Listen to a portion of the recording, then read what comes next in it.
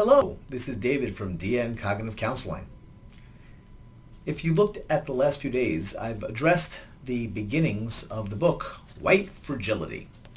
We discussed the author's notes, and then I discussed the introduction.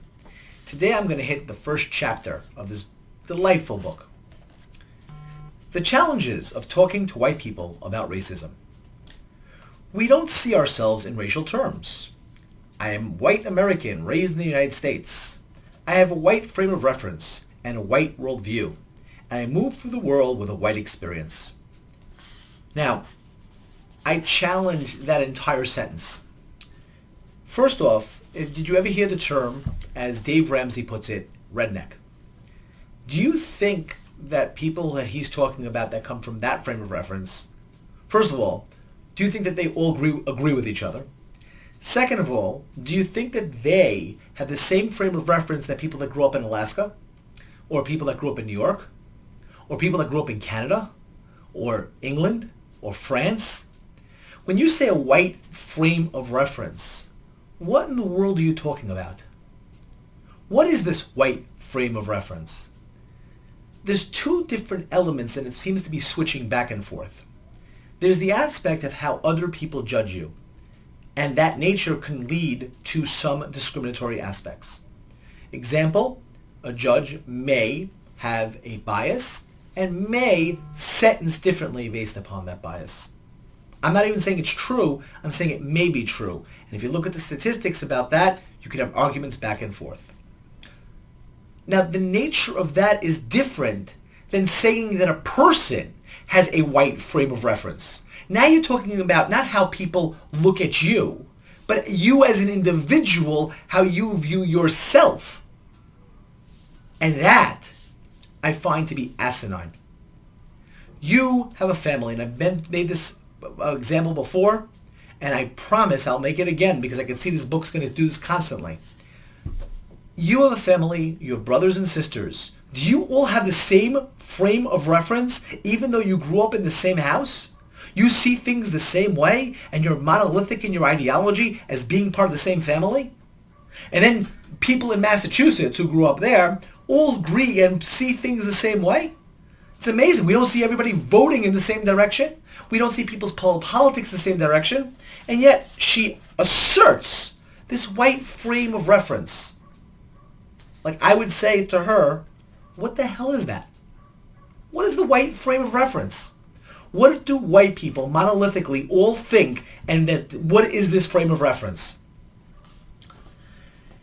The next sentence contradicts the other sentences. My experience is not universal human experience. It is particularly a white experience in a society in which race matters profoundly.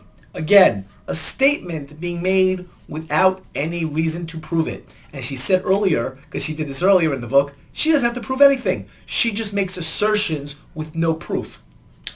A society that is deeply separated and unequal by race. Saying there are racial problems in society is very different than saying we have a society deeply separated by race. I don't think people walking around are constantly just looking at people in racial terms. But according to her, she is. However, like most white people raised in the U.S., I was not taught to see myself in racial terms, and certainly not to draw attention to my race or behave as if it mattered in any way. Because the nature in society was that we are all people. Even though we may have similarities or differences than other people, we are not the same as anybody else. This is a country unlike any other in the world. There was something called German pride. There was something called French pride. Something called English pride. You can't have American pride. Do you know why? We as Americans didn't have a singular beginning. There were Englishmen, there were Frenchmen, there were Dutchmen. They were all different races and all different cultures, and it was a melting pot. Thus the term, the melting pot. So what are you going to unite on? So what they united on was ideals. What the United States of America came about was the ideals, and what was the most amazing part of it was the first thing you quoted in this book called the Declaration of Independence. It was the thing and the idea that all these different people and all these different races and the way they saw things, they argued vehemently If you've ever, again, because you know nothing about history, if you did learn anything about history, you would understand the nature of the fights that took place. And if you go back, they're all recorded. And you could actually go back and read them. But God forbid we should do that, because that will just hurt your narrative. Of course, I was made aware of somebody's race mattered. As if race was discussed, it would be theirs, not mine. Yet a critical component of cross-racial skills building is the ability to sit with discomfort or being seen racially or having to perceive it as if race matters, which it does. Being seen racially is a common trigger of white fragility, and thus to build our stamina, white people must face the first challenges, naming our race. Yes, I think people do this all the time. Normally they say something like white power when they do that. Do you really want people naming their race like that? Because I don't. I think the nature of the way that we see each other is actually healthier. And just to help you out with this, even though people of color are pushed into corners by different things, they don't believe things monolithically either. They don't have the same belief system. You ever hear the term Uncle Tom? What does that refer to? Why is that used? How about an Oreo? You ever hear that term? Because in the community, they have their own aspect of what they think their race is and what it isn't. They have their own pressures that are pushed upon them. Because people from different cultures and races have different stressors. Basically, people want you to toe the line, which is not healthy either. Our opinions are uniform. Really? I don't know anybody's opinions are uniformed. I've never met a white person without an opinion on racism. I don't know what that even means. What do you mean an opinion on racism? Whether they're for it, whether they're against it, whether they like it, whether they don't like it? Because I promise you, whatever opinion you think you have about white people and racism, I will find you a white person that doesn't agree with that opinion. It's not really possible to grow up in the United States or spend a significant time here or any other culture with history of Western colonization without developing an opinion on racism. Now here she puts two things in a sentence, that the reason why that there's a significant amount of time here in culture of Western history is because of colonialization, and because of that they developed an opinion on racism. Unlike cultures all over the world that has opinions on racism, even the ones that had no issues of colonialization, anytime there's a difference between an in-group or an out-group, there's going to be an issue. Period. As I said, you have two people growing up on the same street, growing up in the same project. One puts on a red bandana, one puts on the blue bandana. And the red and the blue will make themselves shoot each other. When you turn people to identity, and you make their identity based upon anything, it causes problems. And white people's opinions on racism tend to be strong. Yet race relations are profoundly complex.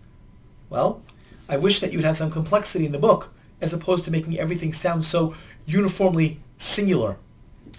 We must be willing to consider that unless we have devoted intentional and an ongoing study, our opinions are necessary uniformed, even ignorant. How can I say that if you're white? Your opinions on racism are likely ignorant? When I don't even know you. I can say so because nothing in mainstream U.S. culture gives us the information we need to have a newest understanding of arguably the most complex and enduring social dynamic of the last several hundred years. Now, I'm going to hold my composure together because this is like where I want to take the book and throw it against the wall for the insanity of that statement. Just to break it down a little bit, she just stated that the reason why white people are ignorant because there's no way for them to have learned about this. And if there's no way for white people to learn about this, and she admittedly is a white person, then she by definition could not have learned herself. And therefore anything she's saying is based upon nothing that she's learned, because she couldn't have possibly learned it. Because if she could possibly learn it, then any other white person could have possibly learned it, assuming what she learned was true. Or even false. Even if she has a false idea, then other white people could learn this false idea. But you understand the contradiction by stating that no white person can learn this. That's why I could say this about you. But I am the only white person that could. Basically, she's making herself the prophet.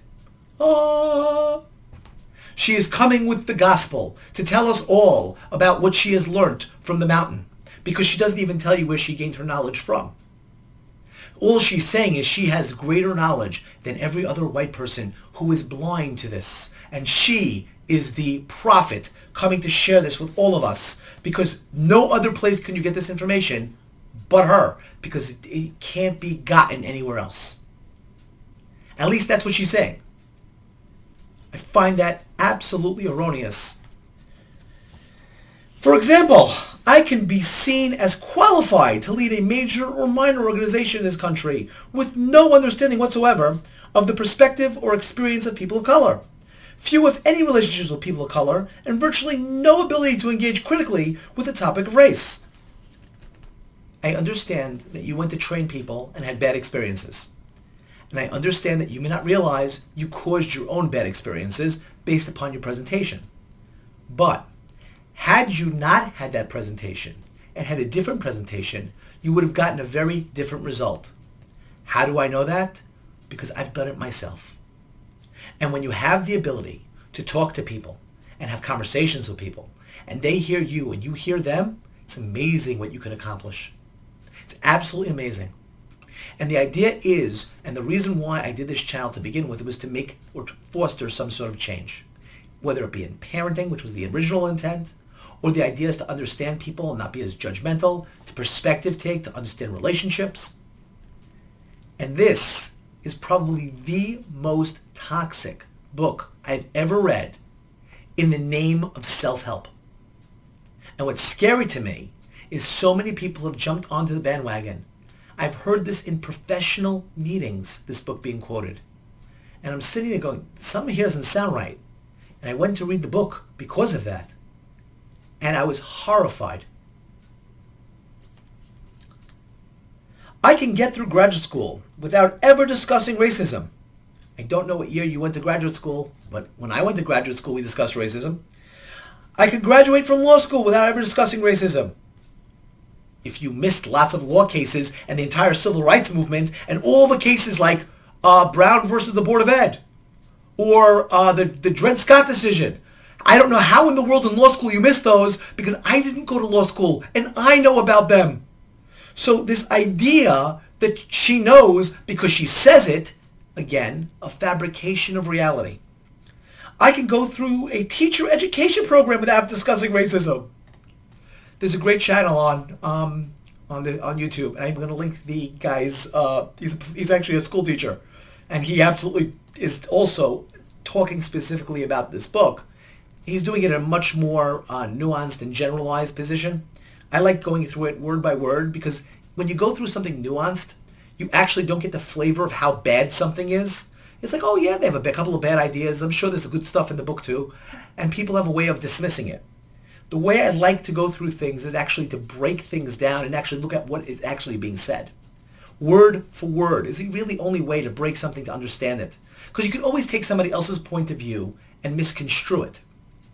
So when you break it down and you go through it word by word, you're saying what the person's saying. And again, that's the difference between my channel and his channel in terms of dealing with this issue. He talks about it in terms of that, but he talks about his training as a teacher in dealing with racism. And as a teacher, he's been absolutely talked about this. And by the way, cultural diversity has been around for a very long time in therapy and the ideas of lectures and studies on it. So this idea of suddenly like, oh, well, we've never discussed this, it's just not true. If I am in a program considered progressive, I may have a single required diversity course, except that it comes in every course. Because if you're dealing with, let's say, human behavior, well, human behavior goes and cross-culturally, like you get an intersectionality. I know I love that word, right? There's an intersectionality between human behavior and then the cultural aspects, and you talk about it there. Then when you talk about it in family dynamics, and then you start talking about the cultural difference in family dynamics, you talk about it there. You talk about it in every class, because it is an element of people's behaviors. But as you learn, where you seem to miss that is that you cannot make broad generalizations just because there are certain strings that seem to flow through certain cultural aspects, because not everybody gets hit with that same cultural aspect, and there are family differences and family dynamic differences. Okay, so in the program, I was okay, it's a diversity class, right? Okay. A handful of faculty will have fought for years to get me in their course, like having to overcome resistance from the majority of their white colleagues. And we will still be fighting to keep the course. In the diversity course, we might read ethnic authors and learn about heroes and heroines from various groups of color. But there's no guarantee we'll discuss racism. Like I said, I don't know when you were or when you went to school. That was not my experience. In fact, when we try to talk openly and honestly about race, white fragility quickly emerges, and we are so often met with silence, defensiveness, argumentative, certitude, and other forms of pushback. These are not natural responses. These are social forces that prevent us from attaining the racial knowledge we need to engage more productively. This is a contradiction of what she said earlier when she said that these were natural forces that she herself did in her introduction. She talks about her own journey and fighting against these ideas to begin with, and then she was enlightened. But originally she fought against them too and said it was a normal thing. Now she's saying it's not a normal thing. It's a contradiction in her own idea. And the other aspect is that it is true that people have a way of psychologically holding on to whatever belief they have. That whenever you challenge somebody, I don't care what the challenge is to, be it anything on religion, be it anything about family or their family history, be it about somebody dying, the initial reaction of anybody is to go into denial. That's a psychological phenomenon that takes place in anybody telling you anything, right? They call you up and tell you that somebody died in your family. Oh my God, that's not true. It can't happen. The first thing your body does is go into denial. You suffer from an addiction. No, I don't. You're getting a little bit of weight. What do you mean? I'm doing fine, right? So no matter what it is, there's always going to be that denial. That is true. But that's true of anything. This idea, though, that anybody argues against it or is silent, that doesn't mean one way or the other, because different people have different ways of dealing with situations, especially when they're in an uncomfortable situation with somebody they don't know. Somehow, again, she thinks she's the prophet coming to tell everybody, and they should be like, oh, we now understand. Thank you so much for enlightening us. But the truth is, they're like, who are you? And why are you telling us this? I have done many trainings in areas where I don't know the people. My first thing is not to tell them what they are, define things for them. You have to build trust with the audience that you're dealing with, or otherwise whatever you're saying doesn't mean anything. And she doesn't do any of that. Not in her trainings and not in the way she talks to people. And they function powerfully to hold the racial hierarchy in place. These forces include the ideologies of individualism and mediocrity, narrow and repetitive media representations of people of color, segregation in schools and neighborhoods, depictions of whiteness and the human ideal, truncated history. You don't know anything about history. Jokes and warnings, taboos are openly talked about, race and white solidarity. Interrupting the forces of racism is ongoing lifelong work. Again, this goes back to her idea of being the prophet, that you forever now will have to do this lifelong because there's no solution. It's just something you're just going to have to do, whatever that to do is. Because the forces conditioning us into racist frameworks are always at play. So there's always racism, and you're always going to have to do the work because there's always going to be racism. Well, if there's always going to be racism, well, I have a better idea. Let's just accept it. Forget about fighting racism. It's going to be forever. Let's just give in.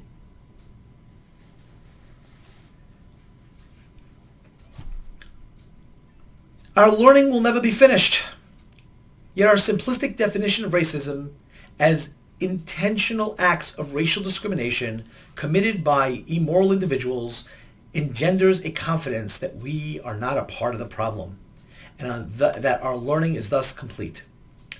I would make the beautiful claim, and this would be a beautiful claim, if we can get every individual to stop acting in that immoral way, that we would not see the racism or racism basically at all.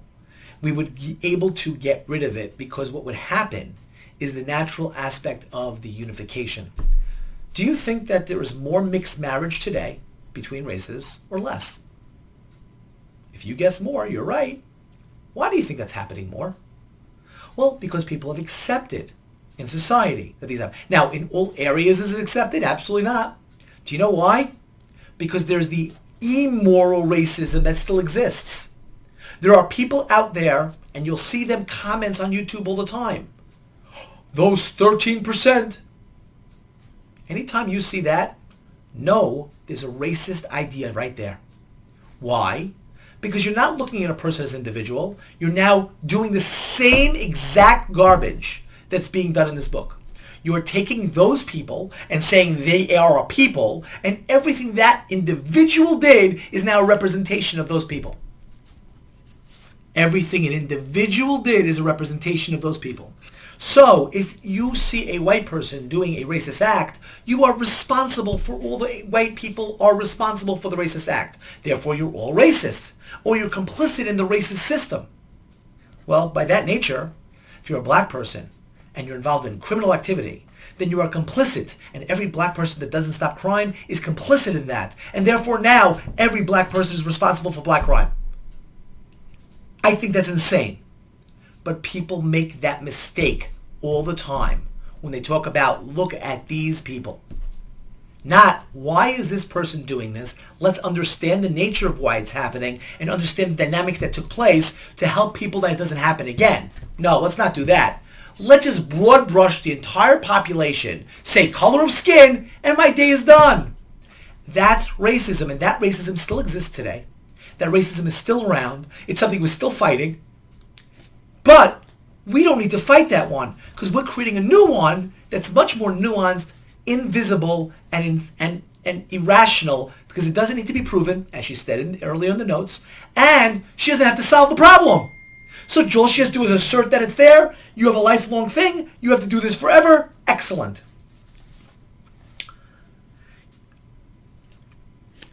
Engenders confidence that we will not be part of the problem, that our learning is thus complete. The claims we offer up as evidence are implausible. For example, perhaps you heard someone say, I was taught to treat everybody the same. Or people just need to be taught to respect one another, and that begins at home. These statements tend to end the discussion and the learning that could come from sustained engagement. Now, I don't know what she means by this. Is she saying those statements are not true? Are she saying we should get rid of those statements? If she is, now you're going back to those white supremacists again. If on the other hand she means that the conversation shouldn't end with those things about only individually, but we have to take a look at things on a more generalized aspect of society and seeing where certain things might be unfair, as I gave the example of the judge who made mention of why in his court more white children who commit crimes were more likely to get sentences at home rather than African Americans, based upon the fact that the parents were able to pay for the implements of the $15,000 to $25,000 that it took to have those things put on, that the parents who are poor, and generally the poor, were more in terms of the African American community, and therefore that was the reasoning why. It was a financial reason, not a racial one. But because it was a financial reason, it had then a racial effect. Now, as a society, once we understand the problem, we can have the conversation. Is that something we want to continue? Or maybe we should tell judges no. Because of the racial disparity that you're causing, everybody should have the same sentence no matter what, whether they're rich or they're poor. Then if you see that, you take care of that problem, everybody goes to the same place and there's no issue anymore about that. Or maybe we say no, as a society we'll accept that. But that's a conversation. But the nature of just saying, oh, it's racism, without looking at it, that leads you to a lot of fallacy. So that brings us then to these statements tend to end the discussion, as she says, and they come from sustained engagement. Further, they're unconvincing to most people of color and only invalidate their experiences. Now, again, I don't know what she means that is unconvincing to most people of color and invalidates their experiences. I think there's two different issues again. When somebody who's African American says that they were discriminated against in a situation or they felt discrimination, absolutely they should be listened to. No question about it. When a person though says, you discriminated against me because you did X, Y, or Z, and you're like, wait a minute, I can't speak for anybody else, but I know what I did, and it may have been a misunderstanding. That's absolutely legitimate. You just can't say the other person feels it, therefore it's so. I will share this with a colleague who is a white woman. Okay? And the reason why I'm mentioning she's white is only because otherwise you'd be able to say something else. And this happened a while ago back. I don't work with this person anymore. But her statement was, you made me feel this way. And many times I would say, I'm very sorry. That was not my intent. I wasn't trying to make you feel any way at all. I was just stating X, Y, or Z about a case. It wasn't intended for you in any way, shape, or form. It wasn't like you even thought in my head. But I'm sorry that you affected that way. But the fact that she felt that way, I still have to deal with. But there was nothing in my intent. It was anything to do with her, and she had nothing to do with it. She just felt a certain way based upon their person's own insecurity about something. See, feelings can come from different places. You ever say to your girlfriend, yeah, honey, so your girlfriend says to you, how do you look? How do I look? You go, oh, you look great. What? You didn't say, you look amazing, you look spectacular. You just said, oh, you look great. Oh, like you really don't care. No, that's not what I meant. It's already lost. You made me feel a certain way. It wasn't my expectation. Now, you're going to say you did that because of your sexist ideology? Because you are a different sex than your girlfriend? Or if it's a same-sex couple? Are you going to say then, do you understand that you can always have a reason why people have a disagreement or get hurt? That the person had no intent? So she doesn't make any room for that. It's always a matter of, well, this person felt that way, so that's the reason. No! That person feels that way, and it could have been the reason, or it could not have been the reason. Many white people simply don't understand the process of socialization, and this is our next challenge. I don't think Robin DiAngelo understands the process of socialization, nor history, nor reality. Like I said, it's a bunch of made-up stuff based upon assertions, no proof, just stating what she wants to believe. Next part of her chapter is, we don't understand socialization. When I talk to white people about racism, their responses are so predictable. I sometimes feel as though we are reciting lines from a shared script. On some level, we are because we are actions in a shared culture. A significant aspect of white script derives from seeing ourselves as both objective and unique. To understand white fragility, we have to begin to understand why we cannot fully be either. We must understand the forces of socialization. We make sense of perceptions and experiences through our particular cultural lens. This lens is neither universal nor objective, and without it, a person cannot function in any human society. Now, this is where she's citing a philosophical principle that is hotly debated. This is not an aspect of, oh, I'm just going to throw this out there. She's basically saying that there are no universal or objective truths. Now, for somebody who believes in postmodern ideology, you can make that case. But I can't say most, there are many people that don't believe in postmodern philosophy. Therefore, there are objective truths. Now, just to help you out with this, if there are no objective truths, how does a cell phone work? How do we have Wi-Fi? How do we have all the technology that we have? Because if you believe in subjective truth, then you subjectively should be able to make it magic and magically create it the way that you'd like to happen, and it should work just as well. But we don't understand that knowledge does not work that way. We do believe in objective truths based upon what we're seeing in reality. That our knowledge actually does have an effect. We have the aspect of being able to see things and then predict it, specifically in math and science. But when you are creating your own reality and never having to prove anything, you never have to deal with that way. And I love she just throws the philosophy in as if we can't say these things. While she's saying something in one line that there are books and books and books written about, arguing back and forth in deep philosophical argument. But Robin DiAngelo says there aren't any. So I guess there aren't any. By exploring these cultural frameworks can be particularly a challenge in Western cultures precisely because of the two key Western ideologies, individualism and objectivity. Yes, because it is the cornerstone of what made this country what it was and why it became the dominant power in the world. Because of individualism and objectivity. And if it didn't have those two things, this society never would have came about to begin with. And that's what she doesn't understand. It's not just going, and it's taking away the foundation of the country and saying, they wouldn't have been able to come together from anything else. They weren't united on any other front. And that's also what ended up sweeping through, creating the entire aspect of the Enlightenment thinking, which led to all of our advancements.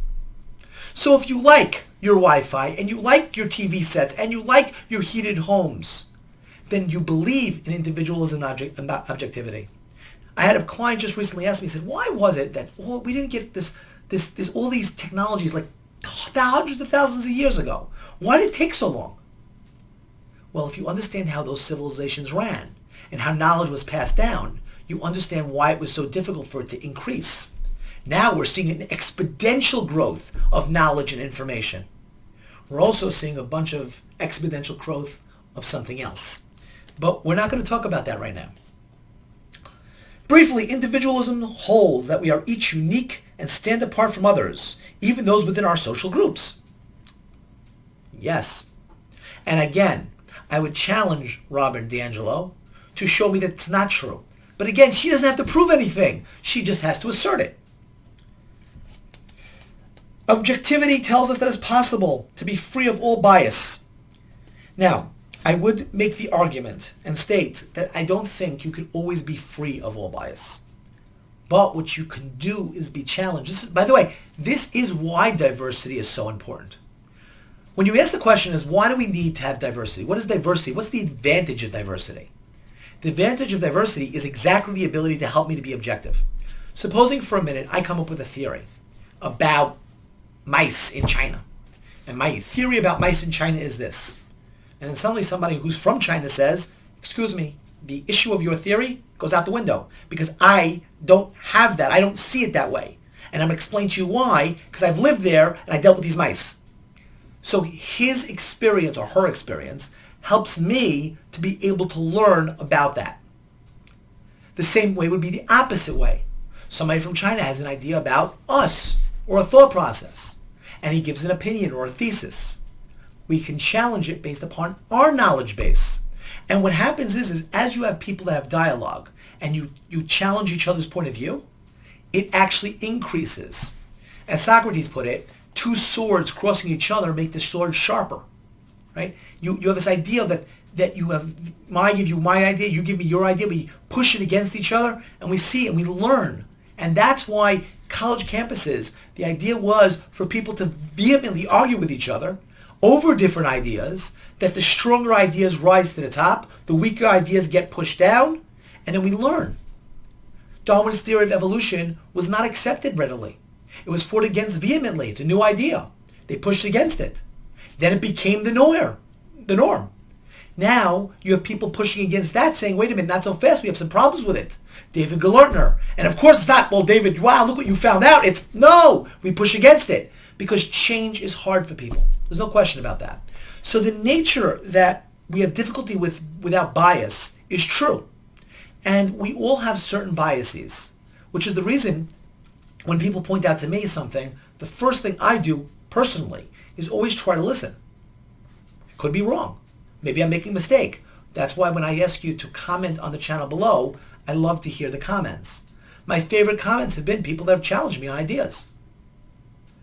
I wish it would be stronger in terms of the challenge, in terms of bringing something as a reason why, as opposed to just stating a concept.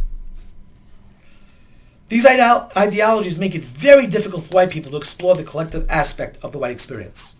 100% agree with that, because there is no collective aspect of the white experience.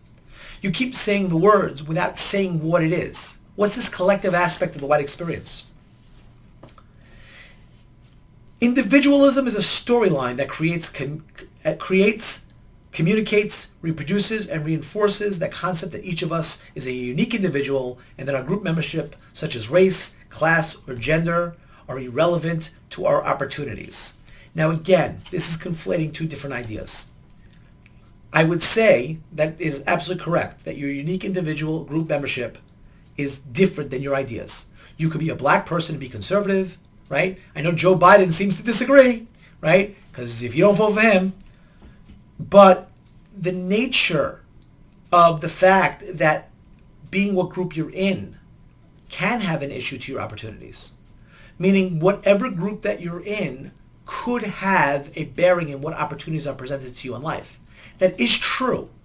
But that doesn't mean that your ideas and your thought process and everything else is. That isn't true. But yes, opportunities could be limited or granted based upon where you are. People that live in richer communities, much more opportunity than people that live in poorer communities. Statement of fact. And that's got nothing to do with race, because white kids in poor neighborhoods get much less opportunities than rich kids in white neighborhoods. Rich kids in white neighborhoods, or rich people in general. I promise you, Will Smith's son got much more opportunity than I did. He got to be in a movie with Jackie Chan. Why? Because he was so talented? Because he was an amazing actor? Or because he was the son of Will Smith? Will Smith gained power and he utilized it for his son. And he came up with opportunities. Who knows? Maybe I would have done a much better job in the movie. Individualism claims there are no intrinsic barriers to individual success, and that failure is a consequence of the social structure that comes from the individual character. Now, I am going to say something here that is true. And I've seen this over and over again in dealing with people. And it's a very important characteristic. People that continually try and work hard and do, much more often than not are successful. Now, it could take them a while, but much more. I've seen it with my own eyes, with client after client. And I don't care what race they grew up in. And I'll share this story. I had a client many years ago. He did 10 years in jail, most of it in solitary, African-American, homosexual, and a big guy. So, and you know, he looked like he was a scary kind of guy, like he had that face structure. He was in jail for 10 years. One of the nicest guys you ever met, by the way. But when you first met him, he had to scowl because he was in jail for 10 years and he put himself in solitary doing some, horrible things because he found the issue of jail being a dangerous place, and he learned to carry himself in an aggressive manner. Well, we worked on that, and we worked on what he wanted, and he ended up going to film school in NYU. And he cried in my office when he got his acceptance letter. And he went ahead and got himself a job working on a TV station on a film crew. Okay? This was not somebody who thought they're going to be able to do this. But they went ahead and they persevered. And I know it's an anecdotal story, but I have hundreds and hundreds of them through the years. I wish that story was for everybody else because I have a lot of clients that didn't. Because they suffered from something called learned helplessness. Something that Robin DiAngelo doesn't seem to know anything about in this book. Because learned helplessness is a psychological phenomenon where a person will literally just give up on themselves and feel like they can't do. And when you have a concept of learned helplessness, it has a huge effect. And when you have a population that has a feeling of learned helplessness, or you tell them they can't do anything because they're not able to, somebody has to give it to them, believe me, that's going to make it much, much worse, not better. I very much believe in the people that I dealt with, they all had capabilities. I have a statement, God never made a nobody. Simple as that. Everybody's got their talents and abilities. You find yours, they find theirs, and things will go in good ways and good directions. But when you tell people that the only way you get by is somebody's going to give you something, you're already setting people up for failure. We do occupy distinct race, gender, class, and other positions that profoundly shape our lives chances in a way that are not natural, voluntary, or random. Opportunity is not equally distributed across race, class, and gender. Now, again, the access is not always equally distributed. And the ability to sometimes access it sometimes is a problem. And the idea of helping people gain access is probably something that, as a society, we'd all want to see and should look to function. They came up with the idea of affirmative action as an idea for this. I don't know if it actually fixed that problem. I think in certain ways it made it worse. I think there's a way to try to help people get access without necessarily trying to create a quota system. I remember when we studied affirmative action, there was another form of it, which was more about focusing on the access aspect of it than seeing who got what. It's sort of like the NFL about how many people and racially people that they have to interview before they hire. It's that you want to give them the access to the interview and say, wow, look at this guy. He did a great job. Let's go with him. It gives you the opportunity for that. On some level, we know Bill Gates' son was born into a set of opportunities that will benefit him throughout his life, whether he's mediocre or exceptional. And you're 100% correct. Same thing happened with the Hiltons. You're not going to find that with me. I wasn't born into that. I don't have that. Oh my God. Rich fragility. Yet, even though Gates' son has clearly been handed unearned advantages, we cling tightly to the ideology of individualism. We ask to consider our own unearned advantages. Well, guess what? There are not only advantages in terms of that and Bill Gates and money. There are biological advantages. There are height advantages. Right? So the fact is, I could say, wait a minute, genetically it's unfair. I got the short end of the stick. I'm not 6'5". I can't jump that high. I'm not as athletic. This is unfair. And genetically, I didn't get those gifts. Michael Jordan did. And he not only got those gifts, he took it to the next level, which if you saw the videos that I did on The Last Dance, you understand that I have admiration for somebody who puts in that type of work, that type of grit, created such an elevation to his game. Even though he had God-given talent, he took it to the next level. That was his individualism, despite the fact that he was given gifts. Then you have rich people that take their gifts and they cause car accidents and kill themselves at a young age. They take their Porsche and they drive drunk and kill themselves because of their privilege. The nature of what you get in your life. And you're right that everybody's hands are dealt differently. But you cannot create a system where everybody's hands are going to be the same anyway. And if you try to, you're actually going to hurt society, not help it. Regardless of our protestations, the social groups don't matter, that we see everyone as equal, we know that a man, as defined by the dominant culture, is a different experience from being a woman. Wow. She is now transphobic. She has said that a man and a woman are different.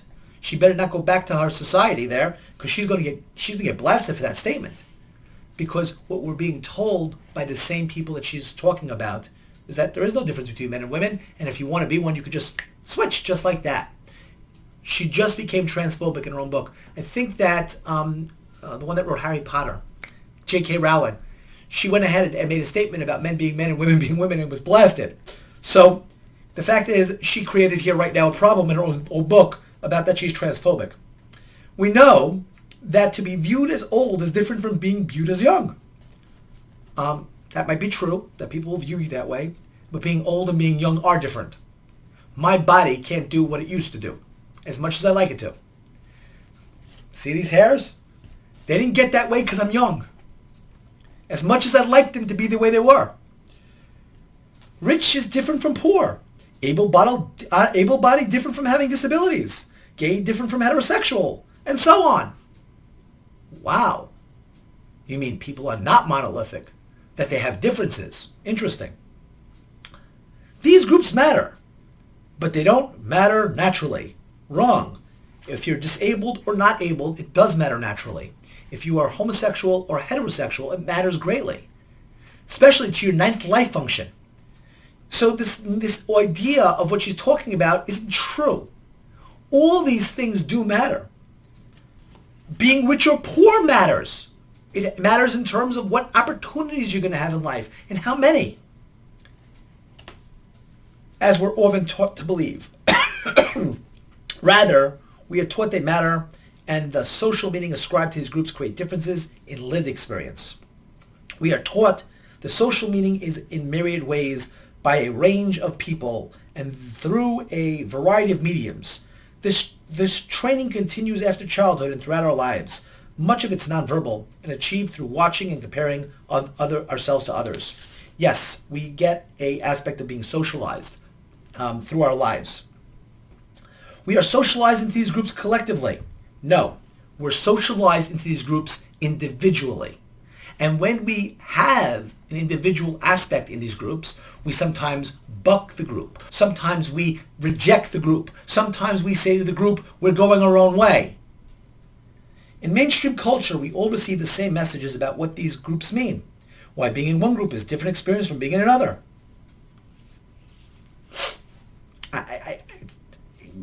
It's like you want to go, Yes, in mainstream culture, we see the same message about these groups, that they're different experience from another. You've made the entire argument in your book, that white people can't see race or racism because of the color of their skin. And you're making the exact argument that white people inherently can't do that because of that.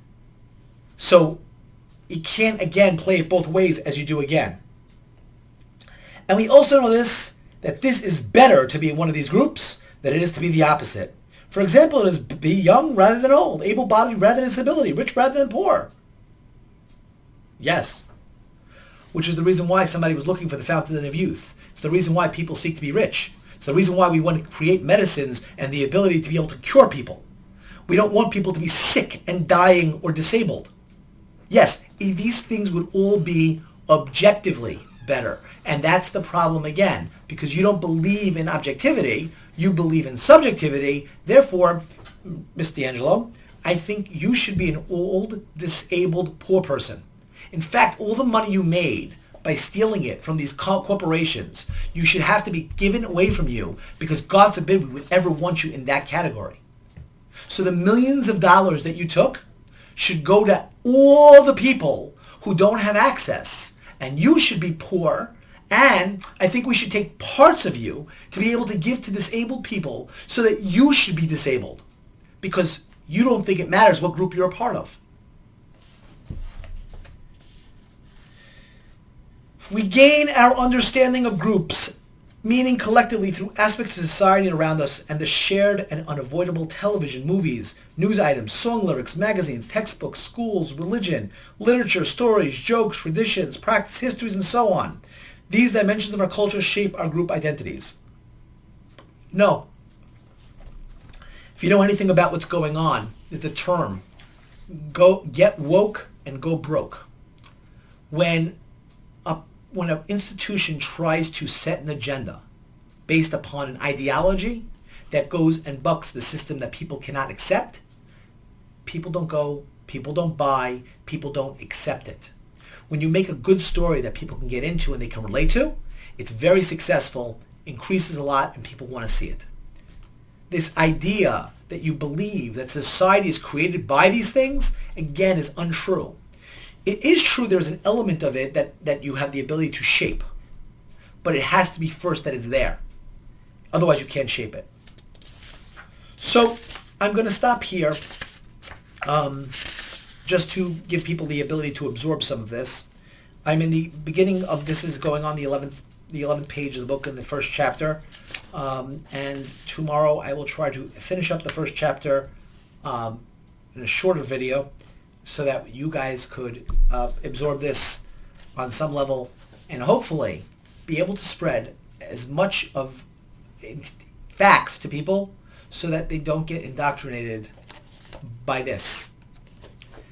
I wish you have a good night, good mental health, and of course, you have to first like.